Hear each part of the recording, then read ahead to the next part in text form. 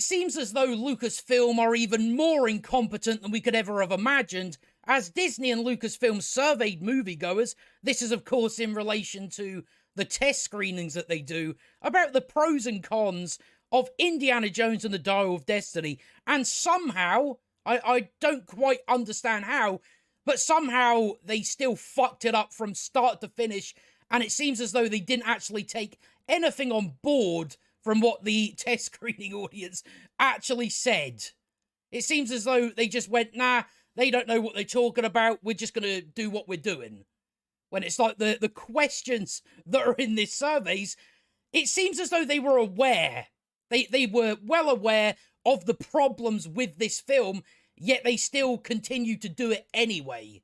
Which is a little strange, but it is Lucasfilm, and they're run by a very incompetent woman by the name of Kathleen Kennedy. So at this point, any incompetence is not really surprising. But Indiana Jones and the Dial of Destiny has been an unmitigated failure for Lucasfilm and the Walt Disney Company. It's looking like it's going to lose a couple $100 million. Very embarrassing.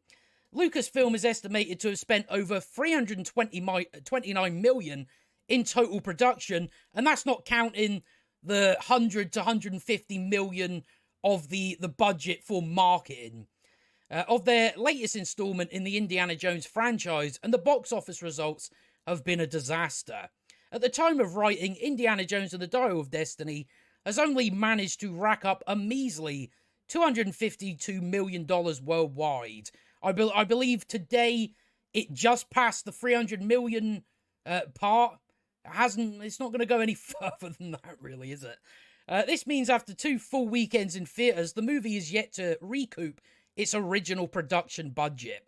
With big-name releases such as Mission Impossible, Barbie and Oppenheimer, the latest Indiana Jones film from Kathleen Kennedy-led Lucasfilm is on track to becoming one of the biggest box office bombs of the year.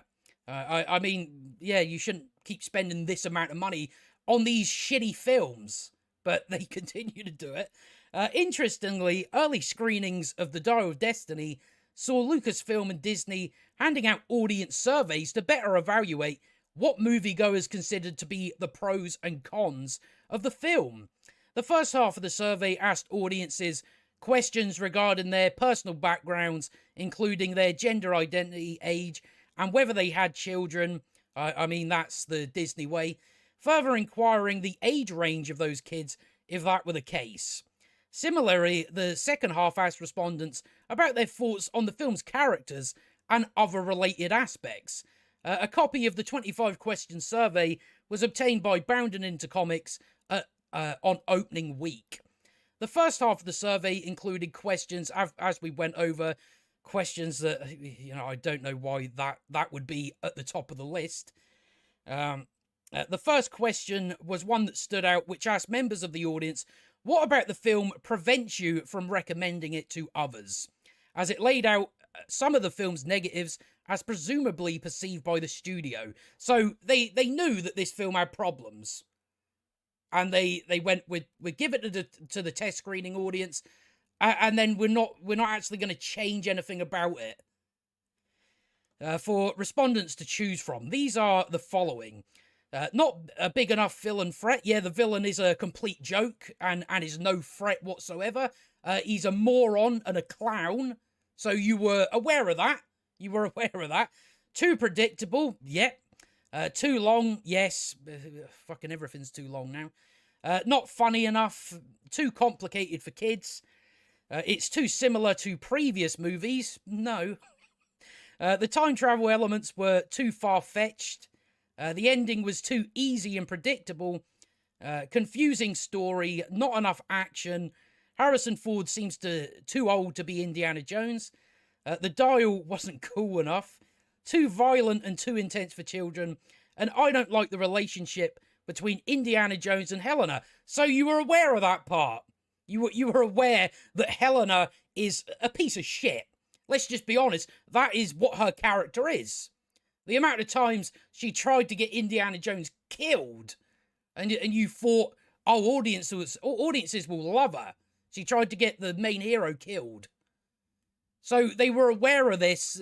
You know, if you were aware of this, why did you put that in the film in the first place? So again, it just makes it look an even more incompetent production. That you're aware of the problems with the film and you still put it out as that anyway. As Disney gives a list of objections to its film, they conveniently leave out more of the narrative-driven objections many fans of the series may have had with the film, including Indiana Jones being portrayed as a depressed old man that by the end of the film wants to kill himself. On the flip side, question 18 of the survey asked audiences, what did you like about Indiana Jones and the Dial of Destiny? So they have as the positives, the fights, nah. The humour, I don't think I laughed once. The music, nah. What can you really say about the music? There was nothing really there. The chase scenes, no, you done too much of that. You had way too much stuff going on. The action, Harrison Ford returning as Indiana Jones. New characters, I doubt anyone checked that box. Flashback scenes of younger Indiana Jones. I mean, that seems to, though the flashback seems to be the most liked in the film, but that's also really shit. The hunt for the Dial of Destiny, the banter between characters, what banter? The new villain, no. The relationship between Indiana Jones and his goddaughter Helena. Again, I don't know who would tick that as a positive. It would be safe to speculate that the list of positives reveals what the higher-ups at Lucasfilm believed were aspects of the film that would be well received by moviegoers. The fact that they decided to survey members of the audience about what they liked and disliked, make about Indiana Jones and the Dial of Destiny during the week of the film's release, no less, can be perceived as a lack of confidence in their own film. As things currently stand, the movie is subject to lose up to $250 million. So that's really just embarrassing that you even pass these questions around as if you were aware, especially of the issues, and it doesn't seem as though you actually took anything on board, unless you had a test screening audience that were averting their eyes from the screen with a pair of earmuffs on. That's the only way you would, they would consider this. Oh no, it's good. The test screening audience loved it. So, yeah, even after all this, putting surveys out, these big surveys about what you didn't like, what you did like, again, just makes them seem like they were aware of the issues. But, I mean, we all, again, James Mangold, his lip would have been bumbling at any criticism. He'd go, nah, they're wrong.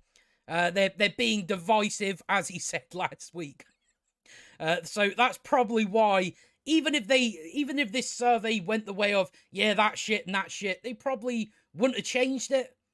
But again, it's just funny that you went out of your way to say, is this an issue, like you're aware of it, and it still turned out the way it did, which is just absolutely awful. But that is just more of the incompetence showcased by Lucasfilm.